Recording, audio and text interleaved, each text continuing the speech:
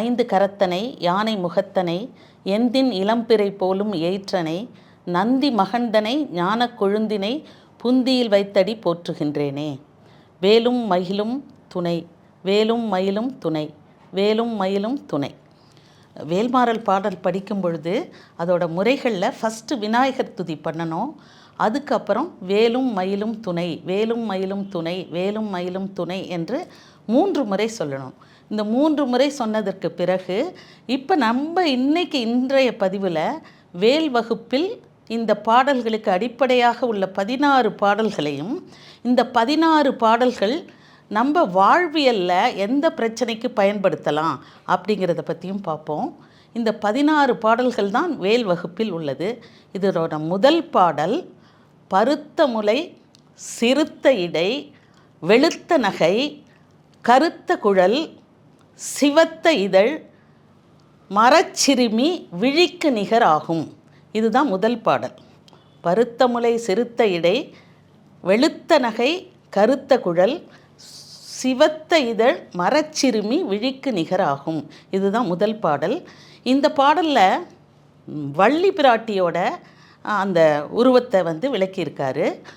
பெருத்த மார்பகத்தையும் சிறுத்த இடையையும் நல்ல கருத்த குழலையும் சிவந்த இதழ்களையும் கொண்ட வேடவ பெண் வள்ளி பிராட்டியின் கடைக்கண்ணுக்கு சமம் அப்படின்னு சொல்லியிருக்கு இந்த பாடல். விழிக்கு சமம், வள்ளி பிராட்டியின் விழிக்கு சமம். எது அப்படின்னு கேட்டோம்னா, ஒரு பாடல் முடிந்த பிறகு எது வள்ளி பிராட்டியின் விழிக்கு சமம் அப்படின்னு நம்ம சொல்லணும்னா, திருத்தணியில் உதித்தருளும் ஒருத்தன் மலை விருத்தன் மலை எனது உளத்துள் உரை கருத்தன்மையில் நடத்து குகட் வேலே. குகனோட வேல் வள்ளி பிராட்டியின் விழிகளுக்கு நிகரானது அப்படிங்கிறாங்க. ஏன் அப்படி சொல்கிறோன்னு கேட்டால், வள்ளி பிராட்டின்னா வள்ளல்ங்கிறதுக்கு பெண்பால் தான் வள்ளி. முருகனுடைய வேல் எவ்வளவு அருள் நமக்கு தருமோ அதை போலவே வள்ளி பிராட்டியின் கடைக்கண் அருள் நம் மீது பட்டால் அத்தனை பிரச்சனைகளும் நமக்கு தீரும், அத்தனை அருளும் நமக்கு கிடைக்கும் என்பதற்காக சொல்லப்பட்ட பாடல் இது.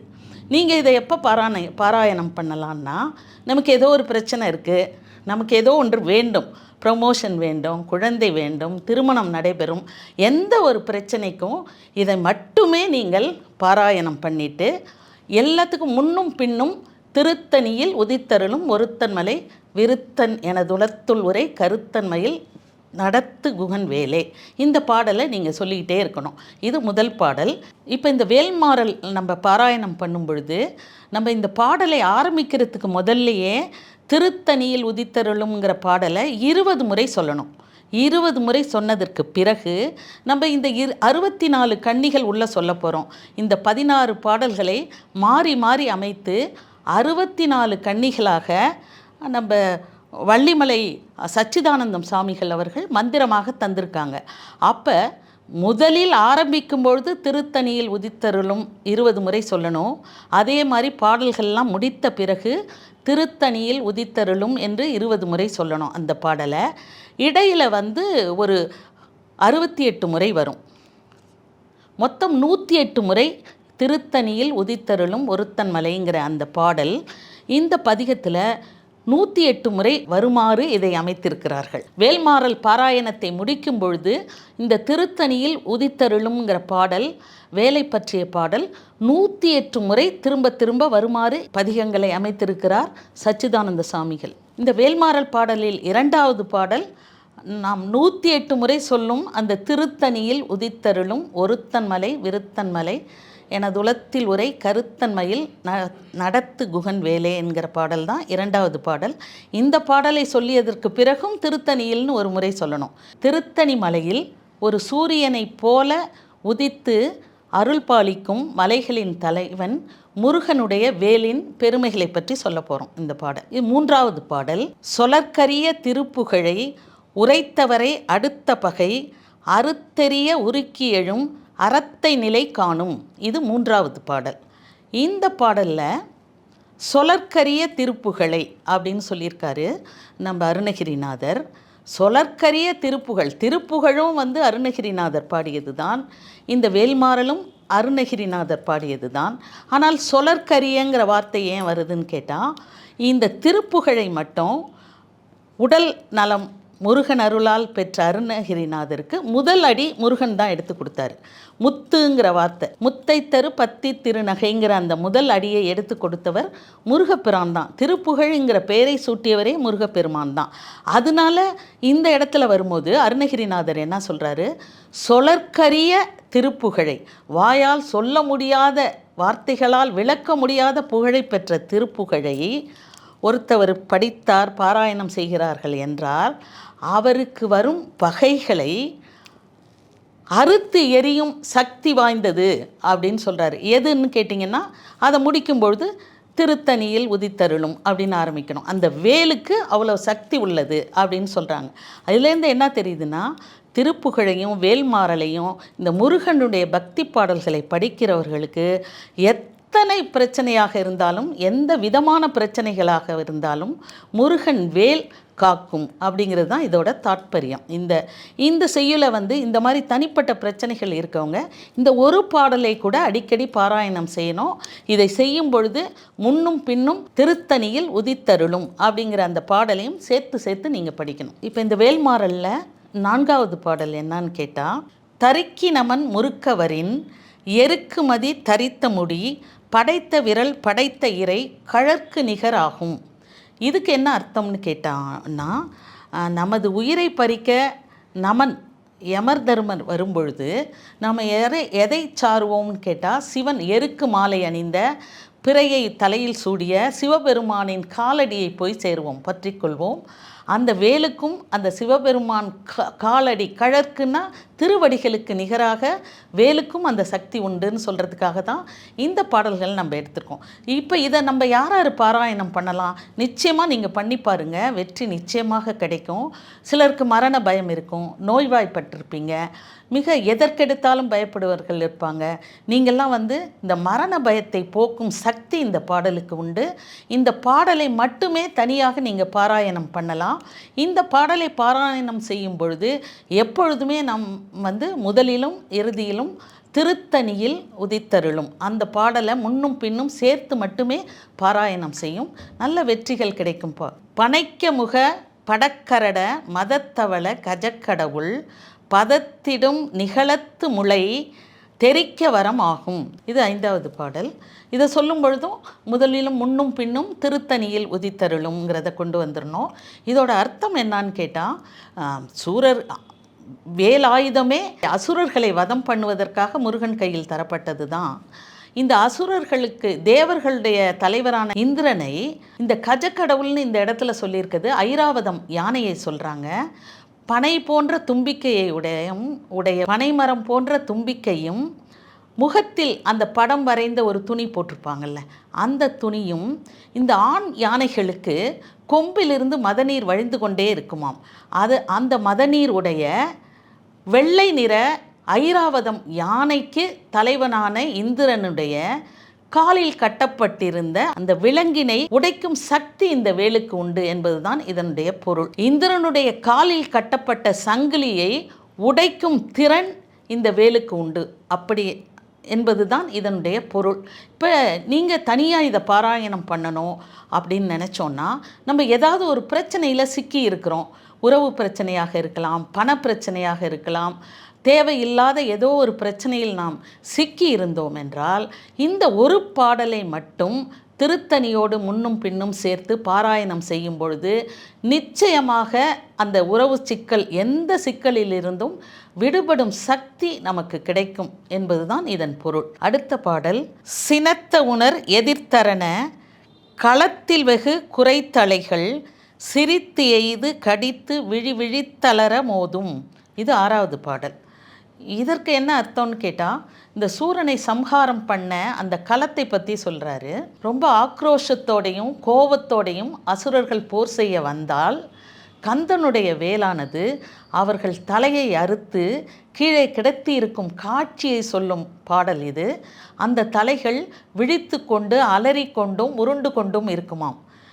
அப்படி என்றால் இந்த இடத்தில் வேலோடு சக்தியை அந்த சக்தியை விளக்குவதற்காக சொல்லப்பட்ட பாடல். நமக்கு ஒருவர் உண்மையிலே தீங்கு செய்கிறார்கள் என்றால் இந்த பாடலை மட்டும் பாராயணம் செய்து அந்த பகைவர்கள் நம்மிடமிருந்து அழிவதற்கு அல்லது விலகுவதற்கு, அழிவது என்றால் விலகுவதற்கு இது உறுதுணையாக இருக்கும். பிரச்சனை பண்ணிக்கிட்டே இருப்பாங்க சில பேர், அவங்கள நாம் எப்படி விரட்டுவது என்றே தெரியாது. அந்த மாதிரி சூழ்நிலைகளில் நீங்கள் இந்த ஒரு பாடலை மட்டும் பாராயணம் செய்தால் நிச்சயமாக இந்த பிரச்சனைகள் தீரும். இந்த பாடலையும் திருத்தணியோடு சேர்த்து தான் பாட வேண்டும், முன்னும் பின்னும். 7வது பாடல். துதிக்கும் அடியவர்க்கொருவர் கெடுக்க இடர் நினைக்கின் அவர் குலத்தை முதல் அறக்களையும் எனக்கோர் துணை ஆகும். இது 7வது பாடல். இந்த பாடலுக்கு என்ன அர்த்தம்? துதிக்கும் அடியவர்க்கு, பாடல்லே பொருள் உங்களுக்கு தெரியும், இதை பிரித்து படித்தா பாடல் பொருள் தெரியும். வேலை துதிக்கும் ஒருவருக்கு துயர் கொடுக்க நினைத்தாலே போதும், செய்யக்கூட வேண்டாம். நினைத்தாலே அவர்களுடைய குலத்தையே வேறறுக்கும் சக்தி இந்த வேலுக்கு உண்டு.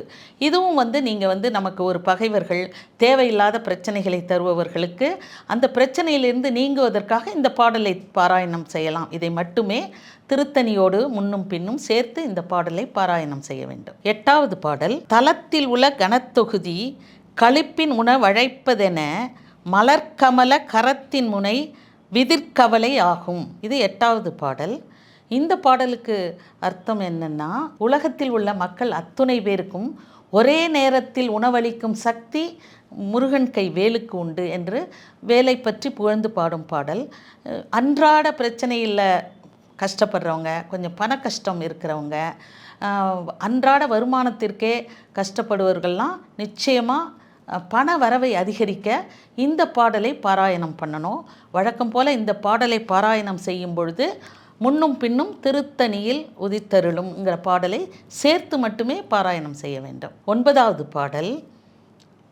பழுத்த முது தமிழ் பலகை இருக்கும் ஒரு கவிப்புலவன் இசைக்கு உருகி வரைக்குகையை இடித்து வழி காணும் அப்படிங்கிற பாடல் இது. இதில் ஒரு சின்ன கதை சொல்லலாம்.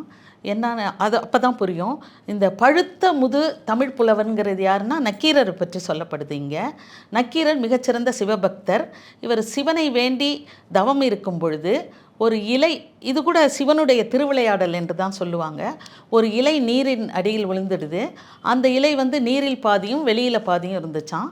நீருக்குள் இருக்கும் இலை மீனாக மாறி, நீருக்கு வெளியில் இருக்கும் இலை பறவையாக மாறி ஒன்றை ஒன்று இழுத்து கொண்டது. இவர் தவத்தை விட்டுவிட்டு அதை வேடிக்கை பார்த்ததனால் ஒரு பேய் அவரை தூக்கி கொண்டு போய், ஒரு பூதம் அவரை தூக்கி கொண்டு போய் ஒரு குகையில் வைத்தது. அந்த குகையில் ஏற்கனவே சிவபக்தர்கள் 999 பேர் இருந்தார்கள். நக்கீரர் செல்லும் பொழுது எண்ணிக்கை 1000ஆக ஆகிறது. 1000 சிவபக்தர்களை அழித்தால் அவங்களுக்கு ஒரு சக்தி கிடைக்கும் என்பது இந்த பூதங்களுடைய, அது அப்படி நடக்கும் என்பது ஒரு தாத்பரியம். இவர் உள்ளே போனோன்னே எல்லா சிவனடியார்களும் அழுதார்களாம், நீங்கள் ஏன் கிடைச்சிங்க, இனிமேல் நாம் எல்லோருமே வதம் செய்துவிடும் இந்த பேயின்னு. ஆனால் அவர் அங்கே திருமுருகாற்றுப்படை பாடலை பாடியிருக்கிறார். அந்த குகையில் அமர்ந்து திருமுருகாற்றுப்படையை அவர் பாடியிருக்கிறார். அந்த பாடலுக்கு உருகி முருகன் அங்கிருந்தே வேலை அசைத்து அந்த வரைக்குகையை முழுவதும் உடைத்து அவரை வெளியில் அத்துணை சிவபக்தர்களையும் வெளியில் மீட்டார் என்பதுதான் இந்த பாடல். மறுபடியும் இதை எதுக்கு நம்ம பயன்படுத்தலாம் நேயர்கள் என்னன்னு கேட்டால், நம்ம ஒரு சிக்கலில் இருக்கோம், கடன் பிரச்சனையில் மாட்டிக்கிட்டோம், திருமணத்து நடக்கலை, எந்த பிரச்சனையாக இருந்தாலும் ஒரு பிரச்சனையில் மாட்டிக்கொண்டு இருப்பவர்கள், தேவையில்லாத உறவுகளில் கூட சில பேர் மாட்டியிருப்பாங்க, கடன் பிரச்சனையில் மாட்டியிருப்பாங்க. இந்த ஒரு பாடலை மட்டும் பாராயணம் செய்யும் பொழுது அந்த சிக்கலிலிருந்து அவர்கள் வெளியில் வர நல்ல வாய்ப்பாக இது அமையும். வழக்கம் போல் இந்த பாடலையும் திருத்தணியில் உதித்தருளுமோட முன்னும் பின்னும் சேர்த்து பாட வேண்டும். 10வது பாடல். திசைக்கிரியை முதற்குலிசன் அறுத்த சிறை முளைத்ததென முகட்டினிடை பறக்க அற விசைத்ததிர ஓடும். இது 10வது பாடல். இதற்கு அர்த்தம் என்னன்னா, முற்காலத்தில் மலைகளுக்கு, கிரின்னா மலைகளுக்கெல்லாம் சிறகுகள் இருந்துதான். அந்த சிறகுகள் எல்லாம் வைத்துக்கொண்டு மலையேற தொந்தரவு மக்களுக்கு கொடுத்தது. அந்த சிறகுகளை இந்திரன் வெட்டிட்டார். இப்போ முருகனுடைய வேல் அங்கும் இங்கும் அலைவது, அந்த மலைகளுக்கு மறுபடியும் சிறகுகள் முளைத்து எவ்வளவு வேகத்தில் செல்லுமோ அவ்வளவு வேகத்தில் செல்வது போல் தோன்றுகிறது. இந்த வேலுக்கு இதை ஒப்பிட்டு சொல்லியிருக்கிறாங்க. இதை நம்ம எதுக்காக பாராயணம் பண்ணலான்னா, சடுதியில் கிடைக்கும். முருகனை வணங்கினால் ஒரு வரமானது விரைவில் கிடைக்கணும்னா நம்ம முருகனை வணங்கணும். நமக்கு துன்பங்களுக்காக நம்ம வழிபட்டோன்னா விரைவில் வந்து முருகன் கைவேல் நமது துன்பங்களை தீர்க்கும் அப்படிங்கிறது தான் இந்த பாடல். இந்த மாதிரி பிரச்சனைகள், உடனே தீர்க்க வேண்டிய பிரச்சனைகள் உள்ளவர்கள் இந்த ஒரு பாடலை மட்டும் பாராயணம் செய்ய வேண்டும். முன்னும் பின்னும் திருத்தணியில் உதித்தருளும் சேர்த்து இந்த பாடலை பாராயணம் செய்யலாம். 11வது பாடல். சுடற்பருதி ஒளிப்ப நில ஒழுக்குமதி ஒளிப்ப அலை அடக்கு தழல் ஒளிப்ப ஒளிர் ஒளிப்பிறப்பை வீசும். இது 11வது பாடல். இதற்கு அர்த்தம் என்னன்னா, ஒளிப்பிளம்பாக விளங்கும் சூரியனுடைய ஒளி, இரவில் வீசும் சந்திரனுடைய ஒளி, அலைகளெல்லாம் ஊருக்குள் வந்து அலையை கட்டுப்படுத்தும், கடல் அலைகளை கட்டுப்படுத்தி வைத்திருக்கும் வடவா முக அக்கினி என்று ஒரு அக்கினி இருக்கிறது. இந்த ஒளிகள் எல்லாம் முருகன் கரத்தில் இருக்கும் வேலின் ஒளியை பார்க்கும் பொழுது வெட்கி ஒளிந்து விடும் என்பது தான் இதோட அர்த்தம்.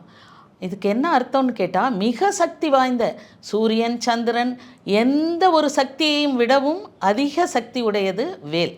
அதனால் இதை பாராயணம் வேல் மாறல் பாடல்களை பாராயணம் செய்யும் பொழுது எந்த பிரச்சனையாக இருந்தாலும் நமக்கு தீர்ந்துவிடும். எல்லாவற்றிற்கும் மருந்து வேலில் இருக்கிறது என்பது தான் இதனுடைய பொருள். 12வது பாடல். தனித்து வழி நடக்கும் எனது இடத்தும் ஒரு வலத்தும் இரு புறத்தும் அருகடுத்து இரவு பகல் உரு துணையதாகும் என்பது 12வது பாடல். இந்த பாடல்களுக்கு பாடல்லே பொருள் உங்களுக்கு தெரிஞ்சிருக்கும். எப்பாவது நம்ம தனிமையில் போகிற மாதிரி இருந்தாலோ, இல்லது ஒரு வீட்டில் தனிமை உணர்வு நமக்கு ஏற்படும். நிறையா இப்போ வயதானவர்கள்லாம் தனிமையில் இருப்பாங்க. அந்த தனிமை உணர்வு நம்மளை ரொம்ப பயமுறுத்தும். அது தனியாக இருக்கும் பொழுது தெரியும்.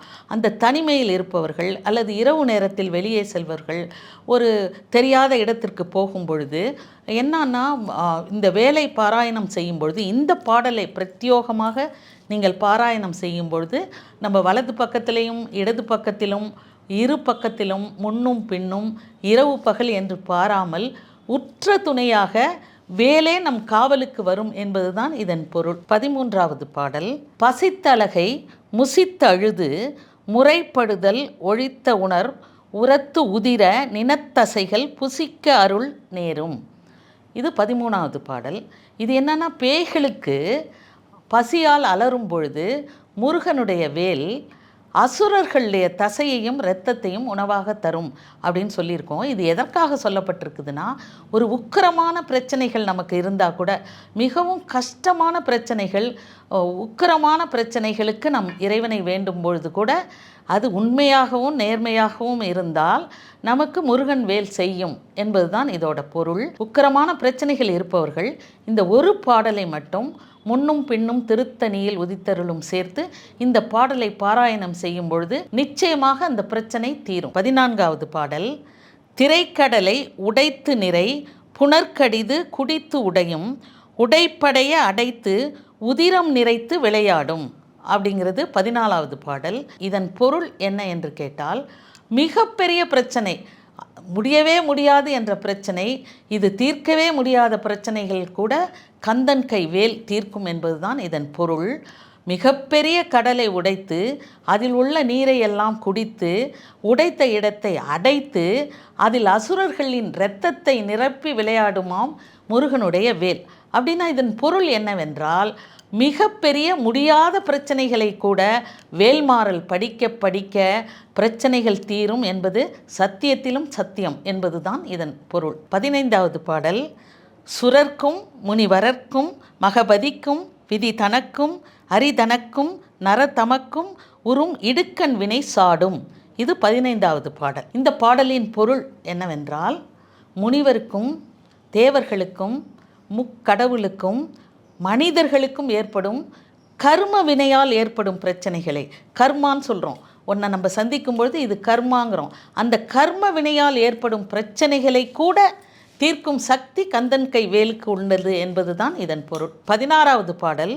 சலத்து வரும் அரக்கர் உடல் கொழுத்து வளர் பெருத்த குடர் சிவத்த துடை எனச்சிகையில் விருப்பமொடு சூடும். இந்த பாடலுக்கு பொருள் என்னவென்றால், அசுரர்களை சம்ஹாரம் செய்வதற்காக தான் வேலை சக்தி முருகன் கையில் கொடுத்தாள் என்பது தாத்பரியம். இப்பொழுது அசுரர்களுடைய பெருத்த உடலில் உள்ள அந்த குடலை உருவி வேல் என்ன செய்யுமாம், அந்த வேலின் உச்சியில் தன் மாலையாக போட்டுக்கொள்ளுமாம். அதை பார்க்க சிவந்த மாலையை அணிந்திருப்பது போல் தோற்றம் அளிக்கும் என்பதுதான் இதோட பொருள். இந்த பாடல் எதற்காக சொல்லப்பட்டிருக்கிறது என்றால், மிக கொடுமையான பகைவர்கள் கூட நமக்கு இருக்கலாம். அந்த பகைவர்களை நம்ம வெல்லவே முடியாது, அவர்கள் பிரச்சனையிலிருந்து நாம் விலகவே முடியாது, அப்படி மிக கொடுமையான பிரச்சனைகளை சந்திப்பவர்கள் கூட இந்த வேல்மாறல் பாடல், இந்த பிரத்யோகமாக இந்த ஒரு பாடலை பாராயணம் செய்யும் பொழுது அவர்களுக்கு அந்த பிரச்சனையிலிருந்து விடுதலை கிடைக்கும். வழக்கம் போல இந்த பாடல்கள் அனைத்தையும் பாராயணம் செய்யும் பொழுது திருத்தணியில் உதித்த அந்த பாடலை முன்னும் பின்னும் சேர்த்து பாராயணம் செய்ய வேண்டும். இந்த 16 பாடல்களும் வேல் வகுப்பில் உள்ள அடிப்படை கன்னிகள். இந்த 16 பாடல்களை வேல்மாறல் என்ற மகா மந்திரமாக மாற்றி நமக்கு அருளி செய்தவர் சச்சிதானந்த சுவாமிகள் அவர்கள். இந்த பாடல்களை பொருள் உணர்ந்து நம்பிக்கையுடன் நாளும் படிக்க தீராத பிரச்சனைகள் தீரும், நோய்க்கும் மருந்தாகும், நம் பிறவி நோய்க்கும் மருந்தாகும் வேல்மாறல் பாடல்கள் நிச்சயமாக. நன்றி.